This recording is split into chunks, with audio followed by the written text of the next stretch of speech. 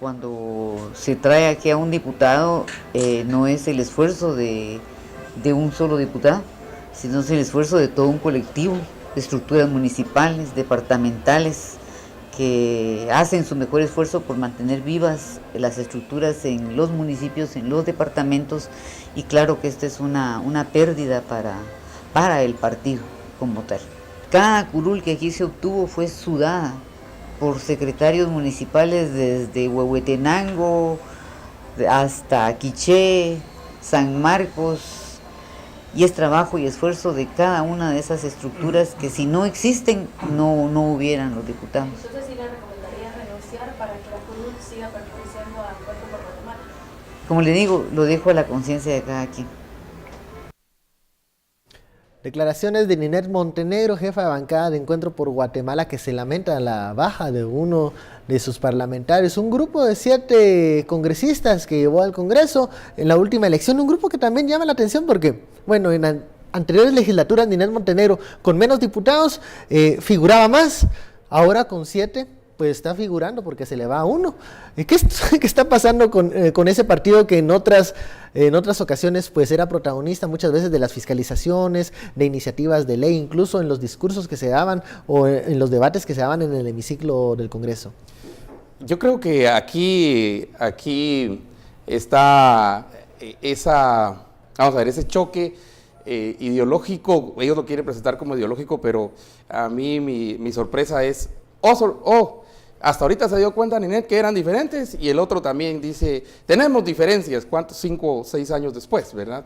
Y para mí eso es, yo sí comparto lo que estabas diciendo con relación a que los diputados llegan en cuanto a la capacidad de acarrear, de juntar, de hacer fundraising, dependiendo de qué grupo está atrás del diputado. ¿Qué tanta billetera tiene detrás?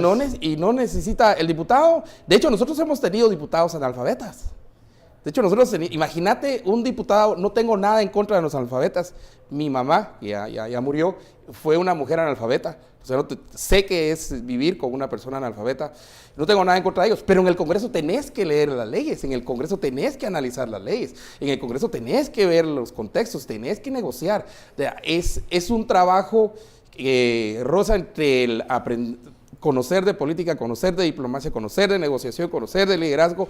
Eso no lo tenemos, eso nosotros no lo tenemos. Y yo creo que no es una pérdida como dice Ninette Montenegro, yo no estoy de acuerdo con lo que ella dice. De hecho, le quedó muy bien la cirugía a propósito, ¿verdad? No es una pérdida, porque ella ganó 3 diputados de Convergencia. No van a ser parte de la bancada y todo, pero van a estar votando en línea con eso. Entonces, yo no sé si al final el cambio que se dio para evitar el transfugismo no subió el precio y el valor de cada diputado, que termina siendo independiente. Porque ahora no van a tener presidencias de comisiones, entonces es más... entonces van a estar a la libre, que es más interesante. Por lo menos antes tenían una línea de voto que era en la posición del partido, los intereses del partido, no digo ideología, sino los intereses del partido, pero ahora están a la libre. Claro, no se están incentivando las ideologías en el Congreso de la República. Fernando opina que lo hablábamos en el corte, se debe al tema del financiamiento. Así es. ¿Es el dinero lo que está terminando con las ideologías en el Congreso de la República? Mira, veámoslo de esta forma. Nosotros tenemos un sistema político electoral en Guatemala que ha sido ampliamente demostrado, incluso un informe de la CICIG sobre financiamiento electoral ilícito demostraba que en Guatemala el partido que más gastos invierte en publicidad es el partido que tiene las mayores posibilidades de ganar y que tiene la mayor posibilidad de llevar diputados al Congreso. Entonces, ¿qué es lo que pasa con el sistema político electoral en Guatemala? Lo que pasa es que aquel diputado que tiene la capacidad económica, aquella persona que tiene la capacidad económica de pagar 2 millones de quetzales para tener una candidatura en las primeras curules, esa persona no necesita tener una formación, porque la maquinaria lo arrastra, lo lleva, paga esos 2 millones, tiene la capacidad de comprar votos, de acarrear personas, y no tiene por qué preocuparse, no tiene por qué prepararse. Entonces acá estamos teniendo nosotros un problema de fondo, y el problema de fondo es el financiamiento de los partidos políticos. En la medida que el financiamiento de los partidos políticos sea controlado, sea fiscalizado por el Estado y se garantice un financiamiento parejo para todos, en ese momento vamos a empezar a ver diputados que van a tener la necesidad de discutir. Si vemos un ejemplo, por ejemplo, bueno, hablemos del Salvador, donde hay una diferenciación muy marcada entre dos partidos políticos de derecha y de izquierda. Allá es impensable o es muy difícil que un diputado del FMLN se pase a Arena, porque son, bueno, partidos enemigos históricos. Y veo que también hay una maquinaria de campaña detrás, o sea, que hay un financiamiento fuerte en esos partidos políticos. ¿Por qué aquí en Guatemala sí importa más la billetera que traiga el candidato y no lo que piense? Porque luego podemos ver que ese diputado que entró con un financiamiento fuerte va a ser un obstáculo en la agenda legislativa que el núcleo fuerte del partido hay que hacer quiere números. empujar. Es bien sencillo. Decías 2 millones, en realidad ronda por 5 millones si querés decir número 1 en la lista nacional. Por ahí anda 5 millones de quetzales, y algunos partidos estaban cobrando ya 2, 3 millones de dólares, ¿verdad?, en estas elecciones de 2015, para ir 1 o 2 en lista nacional porque son los que más chance tienen. Olvídate de la ideología, siquiera de los principios, los valores. Ahí es, sigamos el ejemplo de los 2 millones, invierto 2 millones de quetzales para llegar al Congreso, por lo menos tengo que tener un retorno, un ROI o retorno sobre la inversión de 5 o 10 veces eso. Y entonces el diputado está pensando, si llego a esto, pues puedo hacer este negocio con esta constructora, me puedo pegar a los... De entrada, pensar así en política es ir por un camino equivocado, pero, ¿no? así es, esa es la realidad. En la realidad sucede, pero pensar así ya es... Ya vas pensando que hay que recuperar la inversión. Es que eso es lo que tenemos en Guatemala, negocios. Lo que la gente en Guatemala hace son cuentas. Un diputado con un salario de 30,000 quetzales que ha pagado 5 millones, como nos decía bien Estuardo, para llegar a tener una curul, no lo va a recuperar con su salario. Esos 5 millones de quetzales es una inversión que ellos calculan que están haciendo y que su retorno es ir a vender leyes. ¿Cuál es la diferencia con El Salvador? Con El Salvador podemos tener una diferencia muy clara. En El Salvador hubo un conflicto armado interno donde habían 2 grupos con posiciones ideológicas claras y firmes, que esos 2 grupos llegaron a un acuerdo de paz y decidieron trasladar su combate hacia las urnas, hacia la política. Pero en ese país sí habían fundamentos ideológicos y es impensable que una persona que está en el FMLN se pase al otro partido. Pero en Guatemala, ¿cuál ha sido la gran diferencia? Cuando en Guatemala se llegó a la paz, la guerrilla estaba militarmente derrotada y lo que quedaban eran ciertos grupos muy pequeños. ¿Y qué fue lo que surgió? La Unidad Revolucionaria Nacional Guatemalteca, la URNG, que ha demostrado ampliamente no tener ninguna representación, no atrae al votante guatemalteco, tiene un discurso caduco, un discurso de guerra fría. Entonces, mientras la izquierda en Guatemala no se modernice, no se reorganice y no hable de un nuevo modelo económico incluyente para todos los guatemaltecos, no vamos a tener una confrontación ideológica. Aquí lo que hay son 20 partidos de derecha y un partido que pretende ser de izquierda como la URNG, que lo que hace es desprestigiar o evitar que otros movimientos puedan surgir. Si hacemos un poco de memoria, hablando de las elecciones,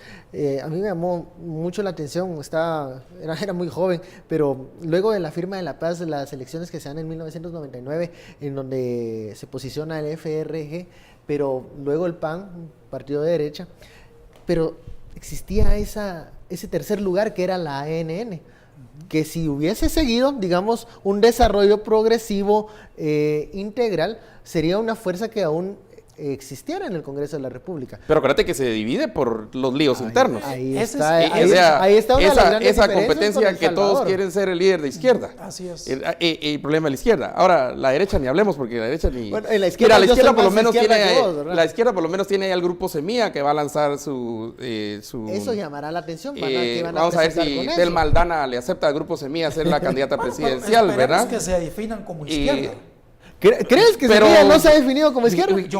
Aquí hay una cosa interesante. Una cosa también es lo que un partido diga de sus términos ideológicos. Otra cosa es también cómo las audiencias califiquen la narrativa del partido político. Solo quería hacer números rápidamente porque los 2 millones me quedé con esto. Fíjate, invierte 2 millones pagando su curul, ¿verdad? Y llega.